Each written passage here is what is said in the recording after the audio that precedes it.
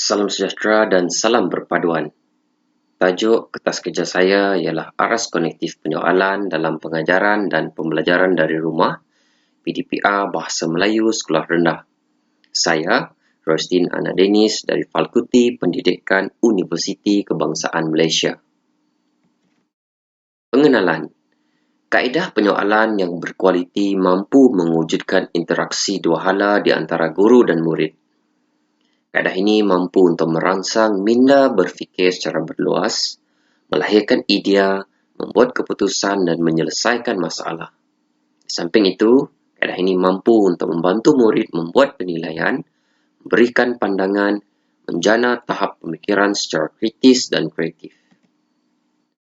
Di samping menguji tahap kefahaman murid, guru dapat mengenal pasti keberadaan murid terutamanya apabila menjalankan PDPR.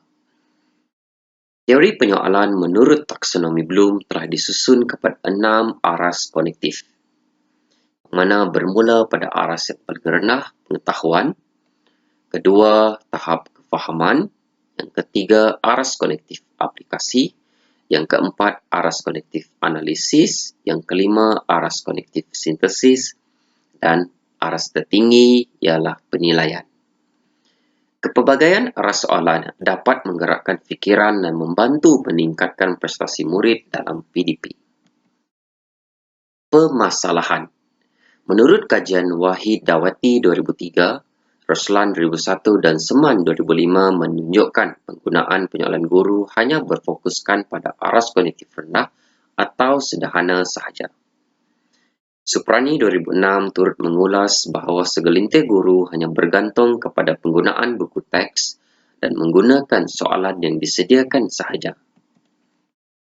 Menurut Muhammad Razzi 2010, turut menyatakan guru tidak menerapkan pengajaran kebat menjadi asbab murid tidak mampu untuk menguasai kemahiran berfikir aras tinggi kebat seperti analisis, sintesis dan penilaian dengan sempurna. Wan Ismail dan rakan-rakan 2016, guru kurang menyoal murid dengan menggunakan soalan pada aras tinggi dan lebih terdorong menyoal secara terus, iaitu direct question. Kegagalan ini menyebabkan guru untuk merangsang daya intelektual murid menyebabkan kurangnya pelibatan murid dalam PDP. Objektif kajian adalah untuk meneroka aras penyoalan guru Bahasa Melayu sewaktu PDPR sepanjang tempoh pandemik COVID-19.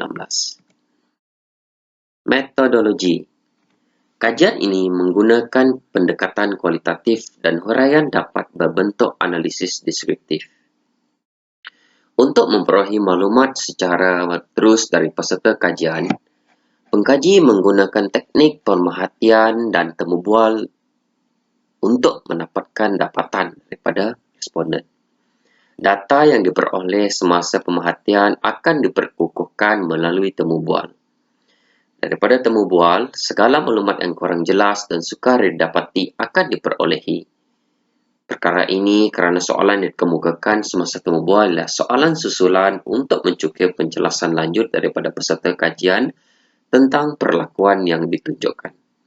Selain itu, melalui temu bual, pengkaji dapat gambaran sebenar dengan lebih mendalam tentang apa yang sebenarnya dialami dan difikirkan peserta kajian. Sampel kajian. Dalam kajian ini, seorang guru yang berpengalaman mengajar Bahasa Melayu selama 11 tahun telah dipilih sebagai peserta kajian. Pemilihan sampel adalah berdasarkan persampelan bertujuan. Pemilihan responden dibuat kerana penyelidik percaya responden ini dapat membekalkan maklumat yang berguna dan dapat memberi input untuk memahami persoalan kajian. Responden juga merupakan seorang guru berkelulusan ijazah sarjana muda keguruan Bahasa Melayu Kepujian dan mengajar di salah sebuah sekolah rendah yang terletak di daerah Miri. Kaedah pengumpulan data. Kaedah ini mengaplikasikan kaedah kualitatif berdasarkan bentuk data yang akan diperoleh melalui pemerhatian turut serta dan membuat separa berstruktur menerusi aplikasi Google Meet. Senarai semak borang pemerhatian dan protokol temu bual yang diguna pakai telah mendapat kesahan daripada 3 orang pakar bahasa bagi menjamin kualiti instrumen agar pengkaji mendapat input yang dikehendaki apabila menjalankan kajian. Pemerhatian dijalankan sewaktu responden melaksanakan PDPR supaya mendapat gambaran sebenar dan pengkaji tidak campur tangan sewaktu PDPR berlangsung. Kerana hal ini juga penting agar peserta kajian tidak merasa tercabar dari segi profesionalisme sebagai seorang guru. Perolehan dapatan daripada pemerhatian diperkukuhkan lagi hasil temu bual yang dijalankan bersama responden kajian. Temu bual separa berstruktur bersifat fleksibel dan memberi peluang kepada responden untuk menjelaskan lebih lanjut berdasarkan soalan yang diajukan. Pada masa yang sama, pengkaji dapat meneroka lebih dalam idea dan perasaan responden. Kaedah penganalisisa data. Menurut COA 2012, kaedah pengumpulan data bagi penyelidikan kualitatif ialah melalui pemerhatian dan temu bual. Pemerhatian turut serta. Dalam kajian ini, pengkaji memilih pemerhatian turut serta. Pemerhatian dijalankan semasa responden melaksanakan PDPR menerusi aplikasi Google Meet. Menurut Meriam 2002, pemerhatian adalah cara terbaik untuk mengumpul data asal first-hand encounter tentang sampel yang hendak dikuji. Selain itu, kaedah ini membolehkan pengkaji merekod maklumat kajian di tempat kajian untuk mempelajari kelakuan sebenar dan untuk mempelajari individu yang mempunyai kesukaran dalam memberikan idea. Sebelum menjalankan pemerhatian, pengkaji menyediakan satu buah senarai semak. Senarai semak yang disediakan adalah berfokuskan kepada melihat dan merekod kaedah penyoalan yang digunakan oleh responden sepanjang berlangsungnya PDPR. Melalui senarai semak ini, pengkaji dapat menganalisis dan menilai sendiri kaedah yang digunakan oleh responden terutamanya dari segi aras digunakan untuk menguji tahap pemikiran murid-murid. Temu bual separa berstruktur. Selepas menjalankan pemerhatian, pengkaji menemu bual sampel untuk mendapatkan maklumat lanjut. Proses temu bual dijalankan melalui Google Meet di antara pengkaji dan responden. Melalui teknik ini, pengkaji dapat mengumpulkan data deskriptif yang diluahkan sendiri oleh peserta kajian.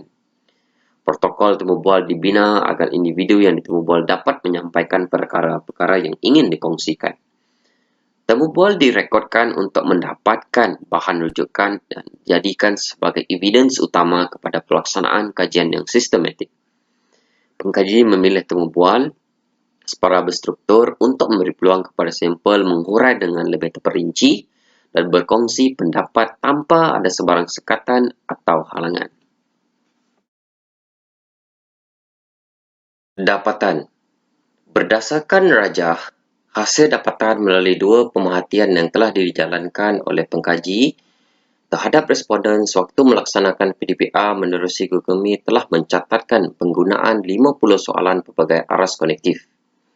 Pada sesi PDPR 1, responden telah mengemukakan keseluruhan 23 soalan merangkumi 6 soalan aras pengetahuan, 9 soalan aras kefahaman, 3 soalan aras aplikasi, 1 soalan aras sintesis dan 4 soalan aras penilaian.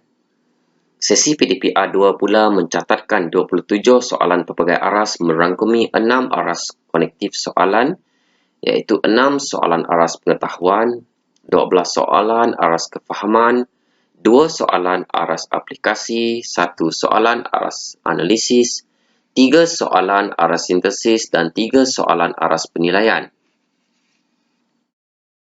Daripada kedua-dua pemerhatian ini, hasil dapatan menunjukkan responden telah mengemukakan 12 soalan aras pengetahuan, 21 soalan aras kefahaman, 5 soalan aras aplikasi, 1 soalan aras analisis, 4 soalan aras sintesis, dan 7 soalan aras penilaian. Secara keseluruhan jelas menunjukkan responden lebih cenderung menggunakan soalan aras rendah dalam kedua-dua sesi PDPR yang telah dijalankan apabila mencatatkan jumlah kutipan data tertinggi dengan aras pengetahuan 24% dan aras kefahaman 42% mendominasi aras kognitif yang lain. Namun, hasil dapatan juga menunjukkan responden mengemukakan soalan kognitif aras penilaian dengan catatan ketiga tertinggi daripada keseluruhan dapatan yang lain. Perkara ini menunjukkan responden mengambil kira soalan kebat dalam sesi PDPR bagi merangsang daya pemikiran murid ke arah yang lebih kreatif dan kritis apabila memberikan maklum balas atau idea berdasarkan soalan yang diajukan.